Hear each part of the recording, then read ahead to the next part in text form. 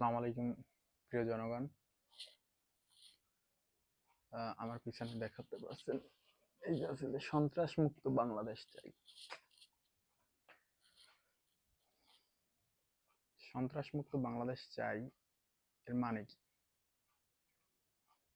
এর মানে কিন্তু আপনারা বুঝতেই পারতেছেন যে বাংলাদেশের ছাত্র জনতারা কিন্তু সন্ত্রাস চায় না, সন্ত্রাসী চায় না, চাঁদাবাজি চায় না, দুর্নীতি, অনিয়ম, জুলুম, যত কিছুই আছে কিছুই কিন্তু চায় না। বাংলাদেশের জনগণ, ছাত্র জনতা যদি এগুলো চাইতো তাহলে আর জুলাই আসতো না। আপনারা হয়তোবা সকলেই দেখছেন যে নিউজ, আব্দুল হান্নান মাসুদ, এনসিপির একজন নেতা, উনি কিন্তু জুলাই বিপ্লবের একজন সম্মুখ সারির নেতা ছিল, একজন আহ্বায়ক ছিল, মৃত্যুঞ্জয় নেতা ছিল। তো ওনার উপরে যে এই সন্ত্রাসী হামলা হয়েছে, এটা খুবই দুঃখজনক। কেন ভাই? একজন ভিন্ন মত পার্থক্য লোক থাকতেই পারে।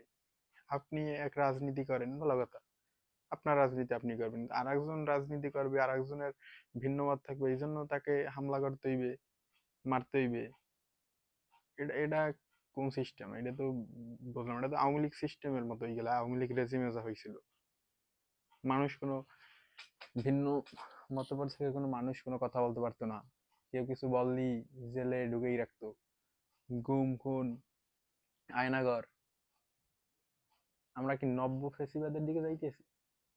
আমরা কি আর একটা আওয়ামী শাসন দেখতে পাইতেছি নাকি?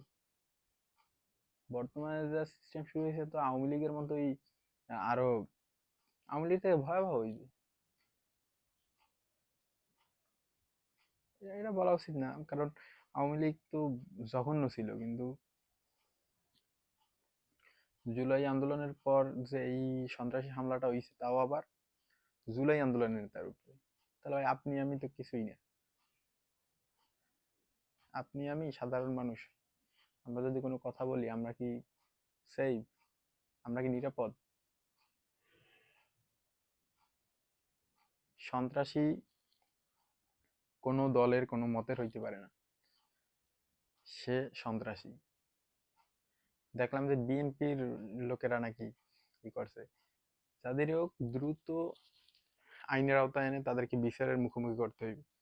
এবং সন্ত্রাসীরা যদি বিএনপির হয়ে থাকে, এবং অবশ্যই বিএনপির, যেহেতু তারা সবাই দেখছে যে বিএনপির স্লোগান দিয়ে মারছে, তো বিএনপির এর বিষয়ে পদক্ষেপ নিতে হবে। অন্যথায় কিন্তু পরিস্থিতি মোটেও ভালোর দিকে না।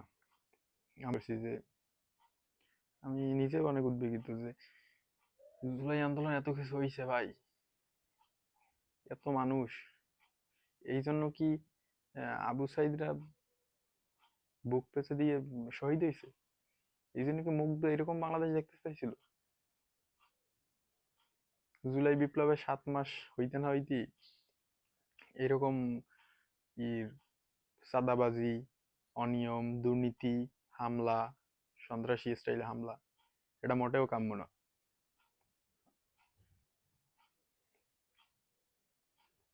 আসলে অতীত থেকে কেউই শিক্ষা নিতে চায় না, এটাই হচ্ছে সবচেয়ে বড় বাস্তবতা।